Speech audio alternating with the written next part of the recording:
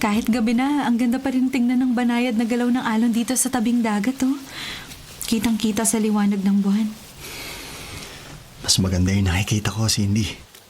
Ano? Ikaw. Naku baka mabuna ng mukha ako sa lagkit ng titig mo sa akin.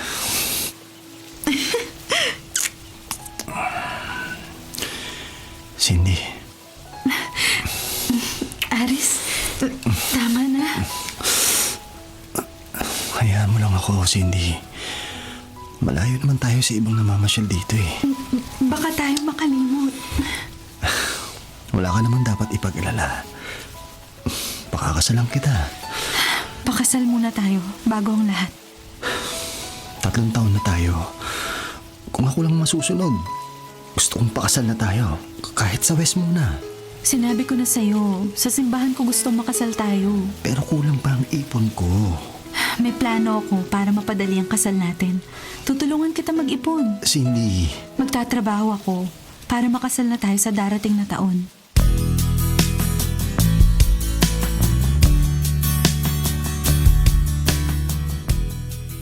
Ano, Cindy? Naghahanap ka ng trabaho? Oo, May. Kaya tinawagan kita. Baka sakaling matulungan mo ako. Pwede ba namang hindi kita tulungan? Isa ka sa classmates ko nung high school na naging best friend ko. Baka may alam kang mapapasukan ng katulad kong nakatapos lang ng secretarial course. Huwag mong nilalangang natapos mong kurso. May mga company na nangangailangan ng secretary. Saan? May alam ako. Pero ba't ituturo pa kita sa iba? May company naman ng kuya ko. Kuya mo? Oo, Cindy. Sakto ang tawag mo sa akin dahil mag-a-abroad ang sekretary ng kuya ko. At naghahanap siya ng bagong sekretarya. Ang alam ko, isa lang ang kapatid mo. Oo nga. At makikilala mo na siya. May, Ano, Cindy? Payag ka bang magtrabaho sa company ni Kuya Noli?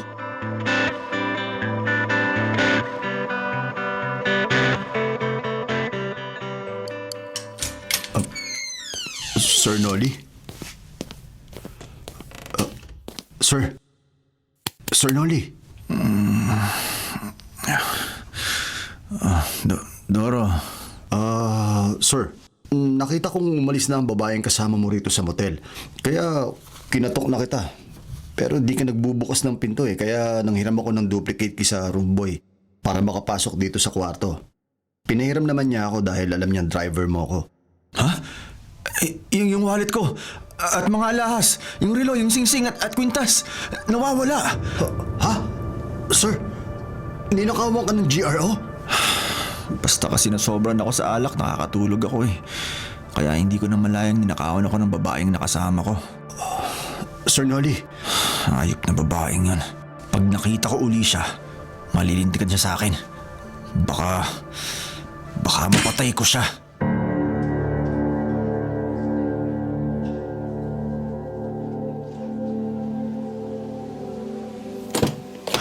Doro, ginabi ka na. oh, gising ka pa pala, Jelay. Hindi ako makatulog. Kaya hinintay ko ng pagdating mo. Natanaw ko na ang pagdating ng kotse ng amo mo kaya lumapit na ako sa inyo. Baka makita ka ng kapitbahay natin. Ba't mo iintindihin ng ibang tao? Alam naman nilang magkababata tayo at malapit sa isa't isa. Kaya madalas akong lumapit dito sa bahay mo para ipaglaba ka at ipagplansya ng mga damit mo. Sige na, pasok na ako. Oh, di ka ba uuwi? Ayaw mo bang bago ako umuwi, asikasuhin kita sandali? Gaya ng dati? Jelay, Ayaw mo ba, Doro? halika na nga, masok ka. Pag ganitong nakainom ako, hindi kita pwedeng tanggihan. Jelay? Doro.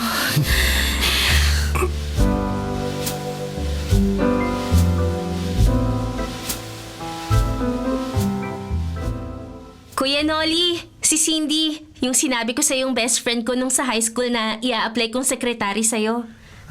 Kumusta ka, Cindy? Mabuti po. May experience ka na ba sa pagiging secretary? Wala pa po eh. First time pa lang niyang magtatrabaho, kuya. Naku, may walang problema yon. Tanggap na po ba ako, sir? Kahit wala ka pang experience sa trabaho, hindi kita pwedeng tanggihan, Cindy.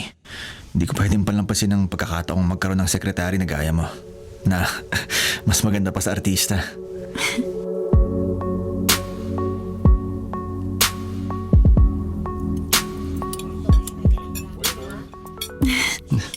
Oh, napapangiti ka ba, Cindy? Dahil matagal mag-serve ng order natin yung waiter sa resto na to?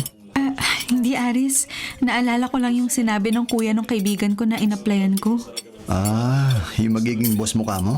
Oo, hindi na raw niya ako tatanggihan maging sekretary niya dahil mas maganda pa daw ako sa artista. Kinilig ka naman. Hindi naman. Alam ko namang nagbibiro lang siya. Eh, paano kung hindi siya nagbibiro? Anong gusto mong sabihin? Paano kung totoong humanga sa ganda mo yung boss mo at manligaw siya sa'yo? Malabo yun. Eh, ikaw na rin nagsabi na binata pa yung tao, di ba? Huwag ka nga mag-isip ng kung ano-ano. Sagutin mo nga ako, Cindy. Masyado ka namang seryoso. Alam mo, hindi mo mayalis sa akin na mag-alala na baka hindi matuloy ang kasal natin. Aris, magtiwala ka sa akin. Walang dahilan para di matuloy ang kasal natin. Wala.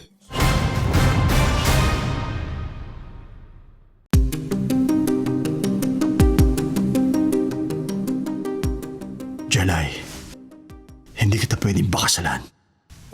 Bakit hindi, Doro? Wala sa plano ko ang mag-asawa. May nangyari na sa atin. Ilang beses na. Oo nga. Pero ikaw ay nagbigay sa akin ng motibo. Oo, totoo. Ako ang kusang nagbigay sa'yo ng sarili ko. Alam mo, mulat sa pool sinabi ko na sa'yo na kaibigan lang ang turing ko sa'yo. Kaibigan o kapatid, pero... Pero tinukso pa rin kita. Ginawa ko pa rin ang lahat para maakit ka sa akin. At patulan mo ko. Napilitan lang ako. Doro, mahal kita. Mahal na mahal kita. Jelay, Mabata pa tayo, nagkaroon ako ng simpatsya sa'yo. Kaya hindi ako natutong magmahal sa iba. Kaya ginawa ko ang lahat para magkalapit tayo. Nang maulila ako sa mga magulang at magsolo sa buhay, sinadya kong umupa ng bahay malapit sa tinitirahan mo. Para lagi kitang nakikita, na pagsisilbihan, naaasikaso, na ipapadama ko sa iyo ang pagmamahal ko. Lahat ng ginagawa ko para matutuhan mo akong mahalin, Doro. Isinasantabi ko na ang kahihiyan ko. Binaliwala ko kung sasabihin ng iba dahil sa laki ng pagmamahal ko sa iyo. Ba't hindi mo ako matutuhang tanggapin sa buhay mo? Ba't di mo ako magawang pakasalan? Bakit, Doro? Bakit?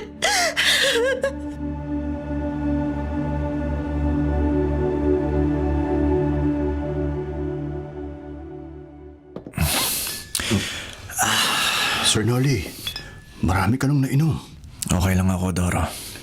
Sir, ikaw lang ay naalala ko. Pag naparami ang inom mo, nakakatulog ka. Hindi gaya ko na malasing man ako, kaya ko pa rin dalhin ng sarili ko. Wala namang problema na maparami ang inom ko. Basta kasama kita. Alam kong di mo ako papabayaan. Totoo yan, sir.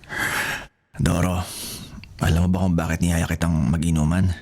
Ang alam ko, sir, basta umiinom ka, masaya ka o may problema ka. Yung pangalawa, Ha? May problema ka, sir? meron eh. Natuto kang magmahal. Oh, anong problema ron, sir? Binata ka. Matagumpay na negosyante. Anong oras mo gustuhin na mag-asawa pwede, di ba? Hindi ko pwedeng pakasalan yung babaeng natutunan kong mahalin. May boyfriend na siya eh. At magpapakasal na sila. Sir, Yun ang problema ko, Doro. Nasanay ako na napapasakin ng anumang magustuhan ko. Wala akong ginusto na di ko naangkin. Paano magiging akin ang isang babae na may boyfriend at mag-aasawa na? Paano?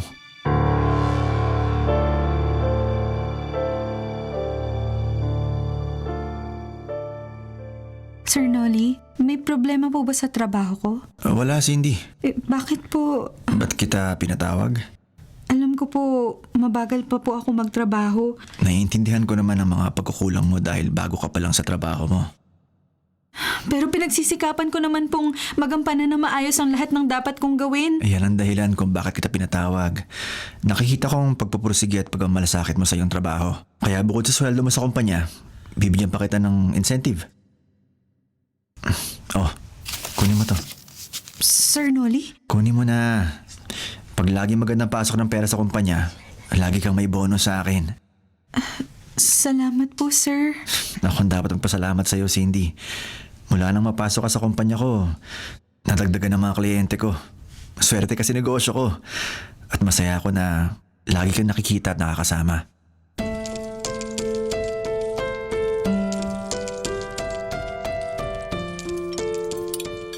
Kuya Noli, dami naman itong pagkain pinadeliver mo. Paborito mo lahat ng yan, Mel. Paborito mo rin mga to eh. Pero ba't di ka pa kumakain? May tatanong muna ako sa'yo tungkol kay Cindy. Anong gusto mong malaman sa kaibigan ko? Ano ba mga gusto niya? Yung pag binigay ko sa kanya, siguradong di niya matatanggihan. At yung magugustuhan niya. Kuya Noli, May, tatapatin na kita. Meron akong gusto kay Cindy. Kuya, nasabi ko na sa'yo na may boyfriend na siya. Tsaka malapit na silang ikasal. Hanggat dalaga pa siya, may karapatan pa akong mahalin siya. At may pag-asa pa ako magustuhan niya. Kuya, May, matutulungan ba ako magustuhan ni Cindy?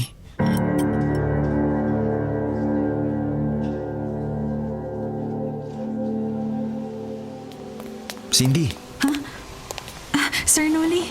pauwi ka na ba? Opo, sir. Papunta na ako sa waiting shed na pag-aabangan ko ng masasakyan kong jeep pa uwi. Ay, buti pala, inibutan kita rito sa labas ng opisina.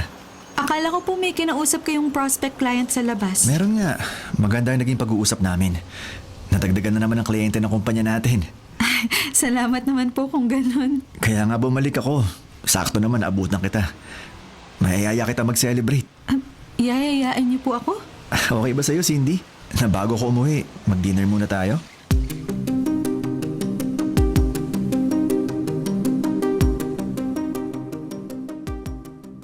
Cindy, Oh, May. Napatawag ka. kumusta ang trabaho mo sa kumpanya ng kuya ko? Okay lang. Sobrang okay. Hindi ka ba nahihirapan? Hindi. Madali lang naman yung mga pinapatrabaho sa akin ng kuya mo. Kaya nga malaki ang pasasalamat ko sa'yo kasi naipasok mo ako sa kumpanya niya. Kahit magkaasawa na ako, patuloy pa rin ako magtatrabaho sa kanya. Kasi sobrang bait talaga sa akin ni Sir Noli. Napakabait pala ng kapatid mo. Sa'yo lang siguro, Cindy. Ha? Sa akin lang? Mahigpit ang kuya ko sa iba niyang mga tauhan. Sobra! Kaya nga napilitang mag-resign at magtrabaho sa abroad ang dati niyang sekretary eh. Madalas siyang makagalitan sa kaunting pagkakamali lang. Hindi na nakatagal sa sobrang kahigpitan at kasungitan ng kapatid ko. May, wala akong problema sa brother mo. Kaya nga tinawagan kita, Cindy. Parang gusto ko magsisi na naipasok kita sa kumpanya ng kuya ko. Ayokong pati ikaw makaranas sa masamang pag-uugali niya. Kaya bala kong ipasok kita sa ibang kumpanya. Kontento na ako sa pagtatrabaho sa kapatid mo, May. Pero Cindy, Pasensya ka na, May. Pero wala akong balak lumipat ng ibang kumpanya. Ayoko magdamdam sa akin ng boss ko.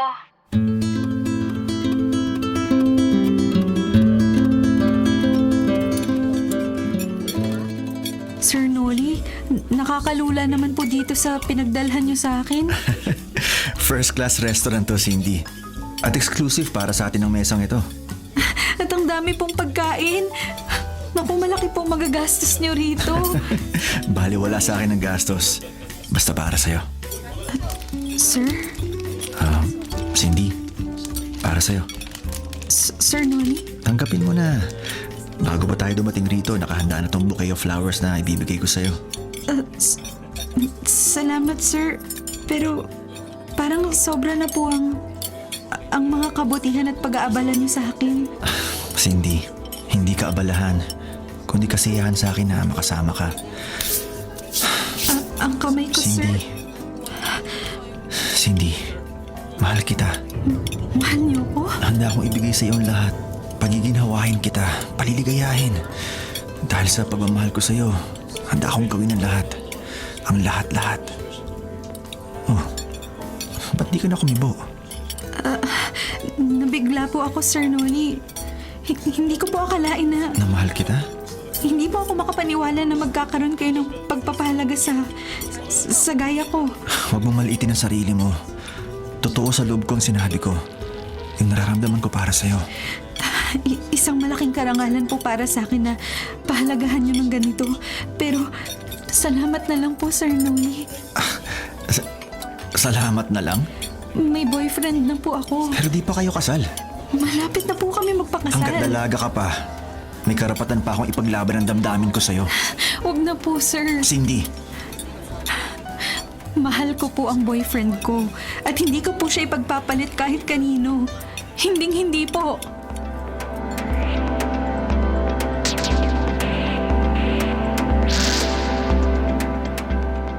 Hello, Aris? Sino to? May. May De Leon. Friend ako ni Cindy. Oo. Kilala na kita. Ilang beses ka na rin nabanggit sa akin ng girlfriend ko. Dahil best friend raw kayo nung high school pa kayo. Oo, naging best friend ko nga si Cindy kaya ayokong may mangyaring hindi maganda sa kanya. Anong gusto mong sabihin? Aris, kaya inalam ko kay Cindy yung cellphone number mo at tinawagan kita. Baka pwedeng madaliin nyo na yung kasal. Bakit naman? Nagmamalasakit lang ako sa inyo. May dahilan ba para madaliin namin ni Cindy ang pagpapakasal? Wala naman. Kaya lang, mas mabuting hanggat maaga pa, masiguro nyo na ni Cindy na walang magiging hadlang sa katuparan ng mga pangarap nyo, hindi ba? Mang Doro?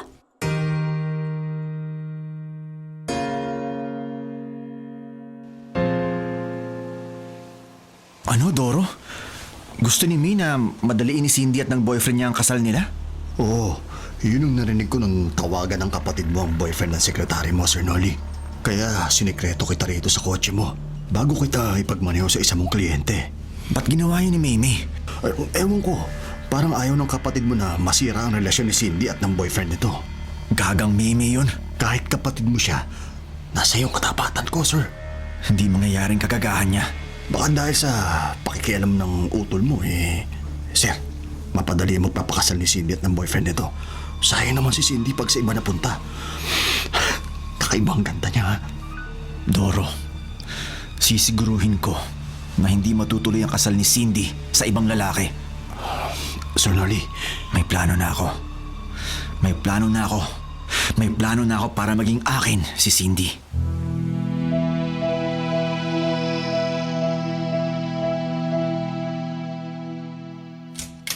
Sir Noli? Cindy, maupo ka. Opo, sir. May ipapagawa po kayo sa akin? Wala. Gusto ko lang malaman mo na birthday ko na sa Makalawa. Ganun po ba? Advance happy birthday po, sir. Thank you. Pero mas magpapasalamat ako kung pagbibigyan mo ang invitation ko na Na ano po, sir? makasama kang mag-dinner sa celebration ko ng birthday ko. Wala akong sama ng loob sa pagkabigo ko sa'yo, Cindy. Pero sana wala ka rin hinanakit sa ginawa kong panliligaw sa'yo. Wala naman po akong hinanakit, sir. Eh di patunayan mo. Samahan mo ako mag-dinner sa birthday ko. For the last time, Cindy. Is that okay?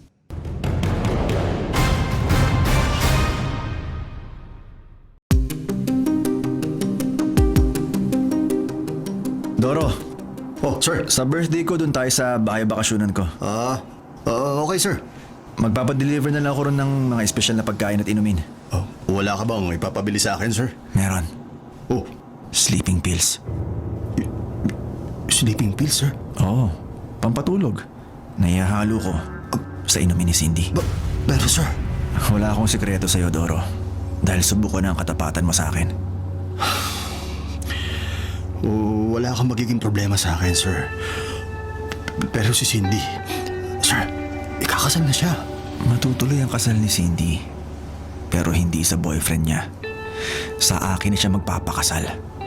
Dahil matapos ko siyang mapainom ng pampatulog at mapagsamantalahan, magiging sa akin na si Cindy habang buhay.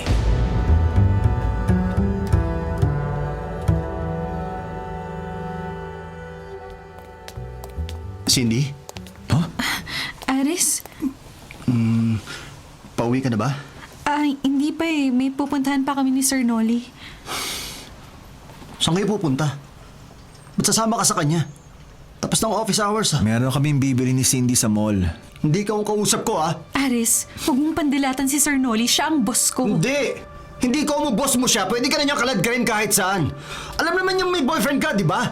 Parang nakakalalaki siya eh. Tinatapakan niya ako sa ginagawa niya. Baluktot pala ang tubo ng dila nitong boyfriend mo, Cindy.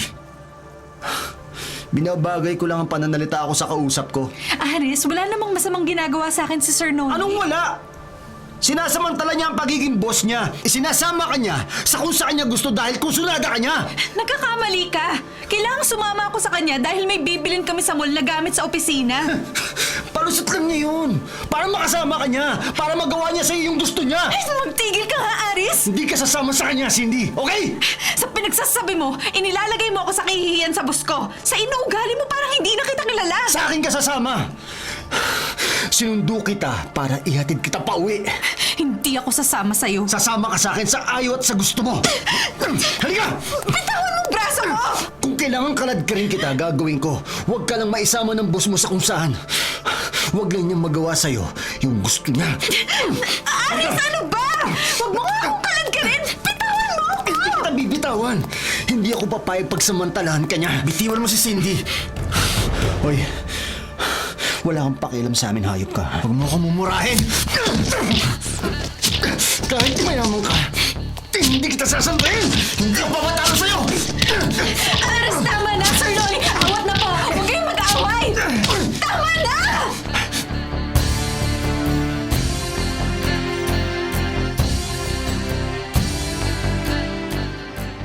Sayang, Sir Nolly. Nag-CR ako kaninang nag-away kayo ng boyfriend ni Cindy sa parking area. Ay, naku! Magkataon, naku! Magsarado sa akin yung gago na yun eh. Pasalamat siya, in-out kami ng security guard. Kung nagkataon, baka nagulpi ko siya. Mabuti, sir. Sumama pa rin sa'yo si Cindy kahit nag-away kayo ng boyfriend niya. Napahiya kasi siya sa akin. Panay pa rin nga ang hingi niya sa'yo ng dispensa kahit hanggang ihatid na natin siya sa bahay nila eh. Kaya sa ginawa ng boyfriend niya, malamang magkalabuan sila. Eh, malamang. Pero baka pumalag si Cindy sa gagawin mo sa kanya sa birthday mo, sir. Bahala na, Doro. Sir Nolly. Tuloy ang plano ko. At wala makakapigil sa akin. Magawa ko lang kay Cindy ang gusto ko. Maangkin ko lang siya. Mangyayari na ang mangyayari.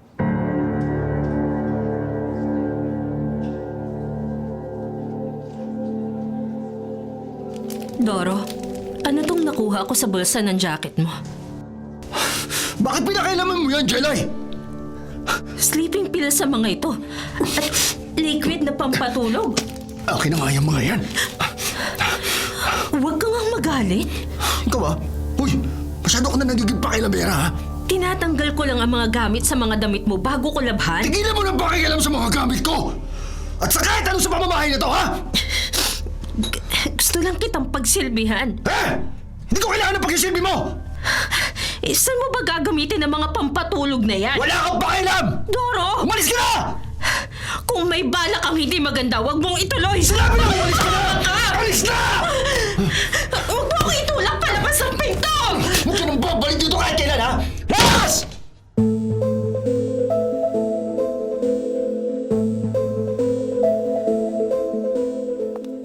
Kuya Nolly, happy birthday! Thank you, Maymay. O, saan tayo mamayang magdi-dinner? Okay lang ba na sa ibang araw na kita ititreat?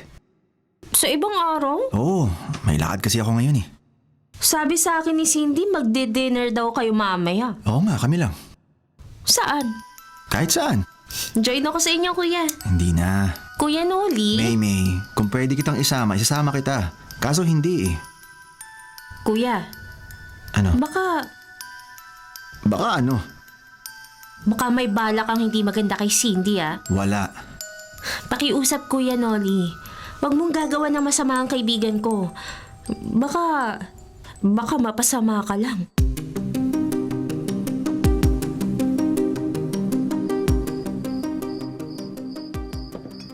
Oh, Cindy, uminom ka rin. Hindi po ako umiinom ng alak, Sir Nolly. Ladies drink lang tong sinalin ko sa baso mo. Hindi ka malalasing dito. Pero... Pagbigyan mo na ako. Ngayon na huli ko ng pag-imbita sa'yo. Sir, Pagkatapos nito, hindi na kita iimbitahan pa. Ayokong ako maging dahilan para magkasira kayo ng boyfriend mo. At baka hindi pa matuloy ang kasal nyo. salamat sa concern niyo sa amin, sir. Naiintindihan ko naman si Aris. Kaya naging mapusok siya kahapon na naging dahilan ng pag-aaway namin. Talaga lang na mahal ka niya kaya gusto niyang protektahan ka. Pero wala na sa akin ang naging away namin na yun. Salamat po sa pagiging understanding niyo, sir. Kasi mahal kita, Cindy. At dahil sa pagmamahal ko sa'yo, maligaya na rin ako kung saan ka liligaya. Kaya pagkatapos natin mag-dinner at uminom ng konti, ihatid na kita sa inyo. At wala na kayong magiging problema ng boyfriend mo sa akin. Dapat lang na di po tayo magtagal dito sa bahay bakasyonan niyo, sir. Kasi hindi ko po alam na dito tayo magdi-dinner eh. Akala ko po sa restaurant tayo. Kaya nagulat na lang po ako nung dito tayo tumuloy. Wala namang problema dahil kasama mo ako. At naroon lang sa labas ng bahay ang driver ko. Magtiwala ka sa akin. Halika na, mag-dinner na tayo, okay? Okay po, sir. Ganyan na, Cindy. Malibang ka sa pagkain. May sinasabi po kayo, sir? Wala. Sabi ko, magpakabusog ka. Opo. Pag nalingat ka, ihahalo ko na sa inumin mo ang pampatulog. At wala ka nang malalaman ano man ang gawin ko sa'yo.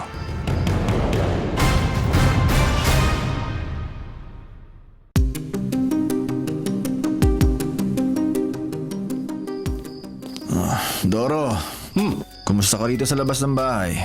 Okay lang ako, Sir Noli. Nabusog ako sa pagkain at inaming binigay mo sa akin kanina. Dito ka lang Oo naman, sa dami ng nakain at nainom ko, parang inantok na ako. Sige, matulog ka muna. Pero bago ka matulog, ilak mo muna yung gate. Babalikan ko na si Cindy sa loob. Sir, Oh, Doro, may kailangan ka pa? wala sir. Kaya lang, napansin ko parang tinamaan ka yata sa nainom mo Nagpapasuray-suray na kasi yung lakad mo Naparami kasing inom ko. Alam mo naman, mahina ako sa alak. Oo nga kaya mo ba ang sarili mo, sir? Oo naman, kayang-kaya ko. Sigurado ka ha? Oo, babalikan ko na si Cindy para magawa ko na sa kanyang plano ko.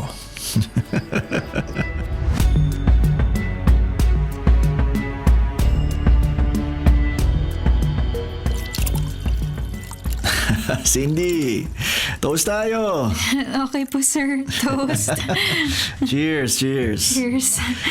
Ay, Cindy, ito ang pinakamasayang birthday ko. Kasi nakasama kita. Sir, napagbigyan ko na po ang gusto niyo. Nakakain at nakainom na po ako. Baka pwede niyo na po akong ipahatid pa uwi. Cindy, mamaya na. Uuwi na po ako, sir. Sabi hindi ka pa uuwi. Sir, bitawan yung braso ko! Bitawan niyo ako! Huwag ka na magpiglas, Cindy. Huwag mong ipilit ang gusto mo. Dahil pag ginalit mo ko, baka masaktan kita. Baka masakal kita. Baka mapatay kita. Umiikot ang paningin ko. Tumalab na yung pampatulog na hinalo ko sa inumin niya. Wala na siyang malay. Magagawa ko na sa kanya ang lahat ng gusto ko. Mapagsasamantalahan ko na siya.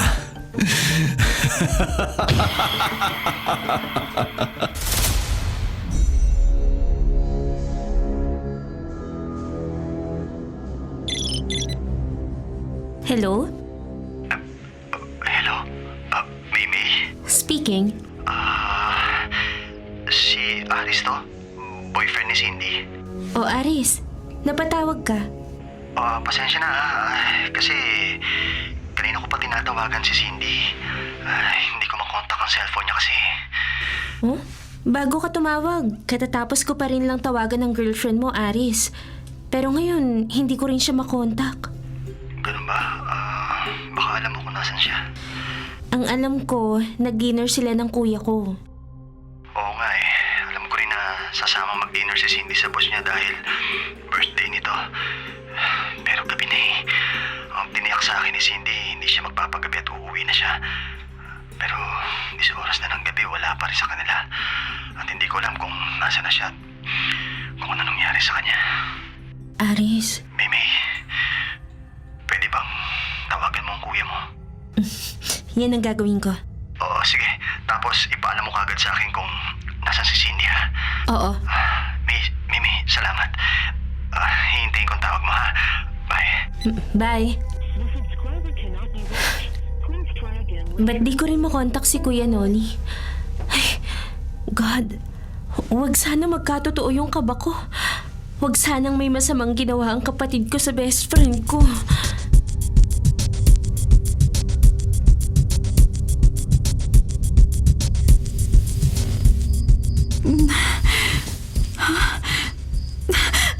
Anong ginagawa mo sa akin? Ba't ka nakapaibabaw sa akin? Hayop ka! Bitiwan mo ako! Bitiwan mo ako! Walang hiya ka!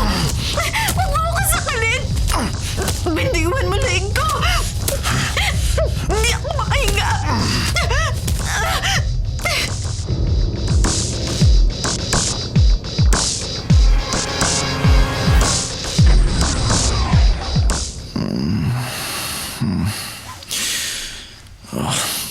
Sakit ng ulo ko.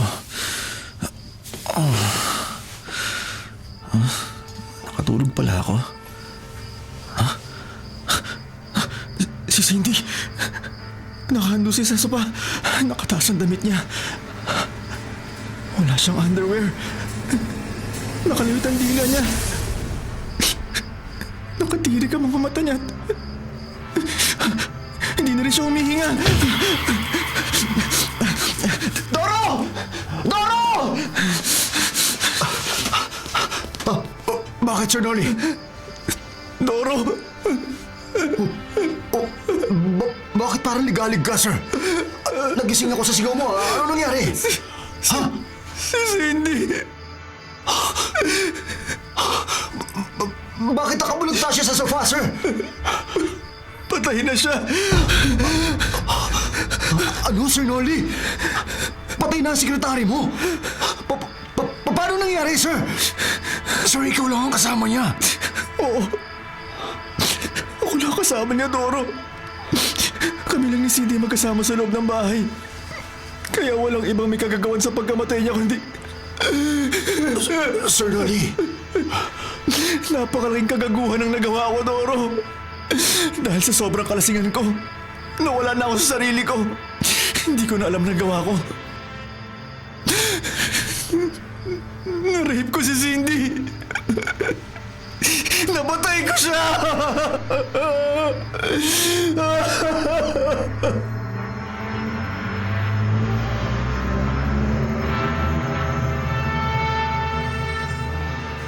Si Mr. Noli De Leon ang pumatay sa kanyang sekretarya? Opo, Piotr Sanchez. Ako nga po, sir. Kaya po kami naaparito sa presinto. Hinihikayat po ako ng boss ko na sumuko. Para di na lalo lumala ang kaso niya. Nagpasya po akong isuko ang sarili ko. Dahil hindi ko po kagustuhan ang nangyari.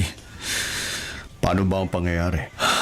Doro, ikaw na magpaliwanag.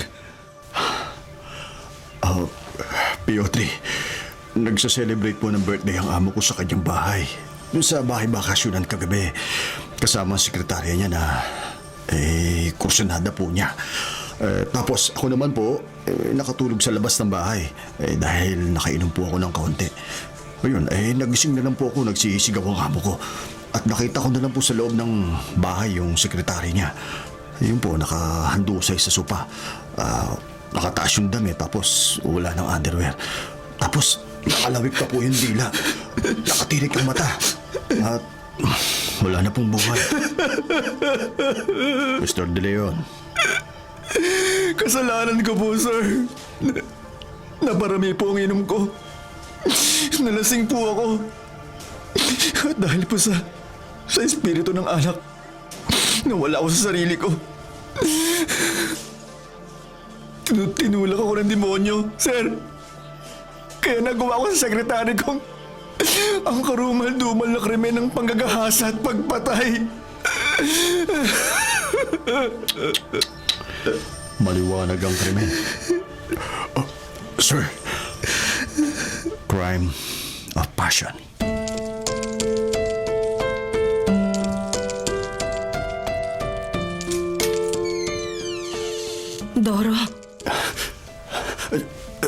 Jelay. Pwede bang pumasok? Sige, tuloy ka. Jelay, Kaya naparito ako. Napansin kong hindi ka umalis at maghapon kang narito lang sa loob ng bahay. may nangyari, Jelay. Nabalitaan ko. Narinig ko sa radyo. Napanood ko sa TV. Nakulong ang amo mo dahil pinatay daw niya kagabi ang kanyang sekretarya. Ginahasa niya at pinatay sa sakal sa kanyang bahay bakasyunan. Totoo yun. Ang amo mo ang rapist, Doro. Siya ang kriminal, ang pumatay sa kanyang sekretarya. Dahil sa epekto ng alak. Umamin na ang amo mo at umako na sa krimen. Bakit masyado ka pang nababagabag? Sa tagal ng pagkakakilala ko sa iyo, kabisado kita. Buo ang loob mo, matapang ka, at makasarili. Baliwala sa iyo na mapasama ang ibang tao. Hindi ka naaapektuhan kahit anong mangyaring masama sa kapwa mo. Hindi mo rin pinoproblema ang problema ng iba. Bakit ngayon masyado kang apektado sa krimeng nagawa ng amo mo? Bakit, Doro? Jelay, Hindi kaya may bahagi ka rin sa krimeng nagawa ng amo mo?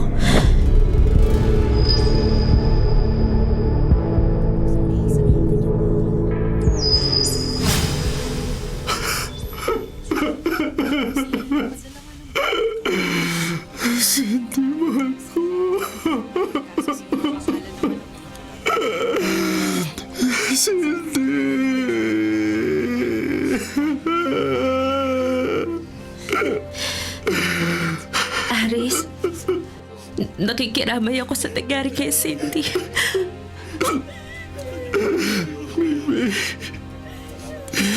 kapatid mo ang gumahasa at pumatay sa kanya.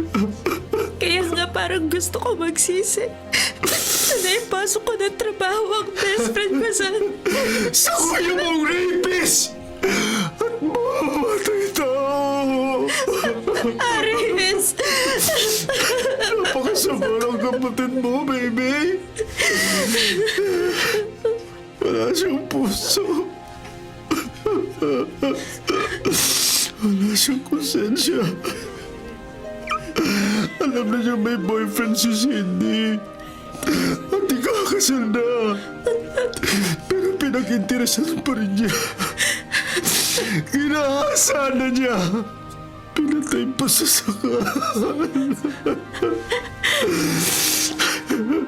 Napakahayop ni Noli. Sinira niya ang lahat ng mga pangarap namin ni Cindy. Pagbabayaran niya ang karumal-dumal na krimeng ginawa niya. Hindi na siya makakalaya. Mabubulok na siya sa kulungan!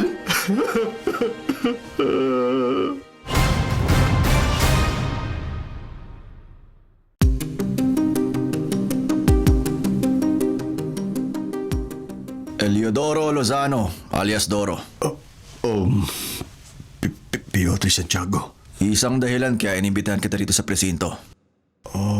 Kailangan ko pa po bang tumistigo laban sa aking amo? Hindi na. Kahit idiin mo pa ang amo mo, malamang na mapawalang sala siya at makalaya. Bakit po mapapawalang sala ang amo ko, sir? Bakit po siya mapapalaya? Nanggahasa po siya at pumatay ng kanyang sekretary. Malinaw po yun sa inyong investigasyon, di ba? Oo, tama ka. Sa unang investigasyon namin, lumilitaw nga na ang amo mo ang gumahas at pumatay sa kanyang sekretary. Pero taliwas yun sa isinagawang otopsiya sa bangkay ng biktima. Ano pong ibig niyong sabihin, sir? Lumitaw sa autopsy na ginahasa ng biktima. Pero sa post-mortem examination na isinagawa ng medico legal, hindi nag-match ang semen ng amo mo sa semen na natagpuan sa katawan ng bangkay. Sir? Kaya isa sa ilalim namin sa DNA ang pangunahing suspect sa karumal-dumal sa panggagahasa at pagpatay kay Cindy Mesa. Sino po yung pangunahing suspect, sir? Ikaw. Ako?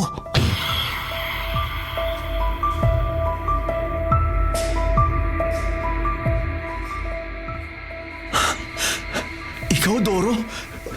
Ikaw ang... Oo, Sir Noli. Tama ang resulta ng DNA sa akin. Ang post-mortem examination sa bangkay ng iyong sekretary. Ang resulta ng pagsusuri sa semen ko na match sa semen na natagpuan sa katawan ni Cindy. Na ako ang nangrip at pumatay sa kanya. Ay, teka. Paano?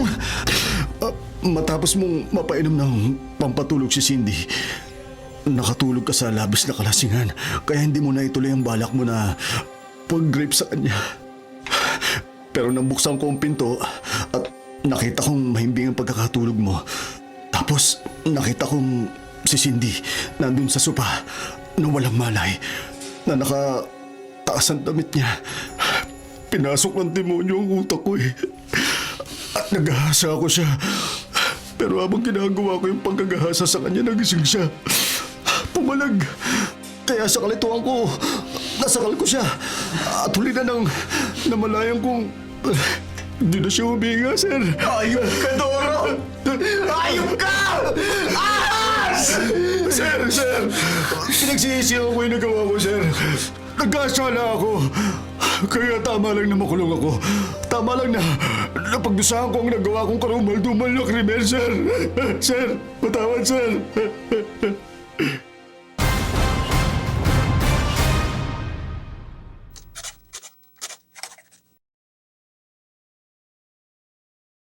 Mga kapatid, ito po ang inyong kapatid na si Lord De Vera, nagsasabing, sana dito na tayo sa totoo. Dito na tayo sa True FM. At sana po'y mag-subscribe kayo at mag-follow sa mga social media accounts po ng @TrueNetworkPH. Sa Facebook, Instagram, sa X, sa YouTube, sa TikTok, at sa mga podcasts. Sana po, dito na tayo sa totoo, mga katrupa. Dito tayo sa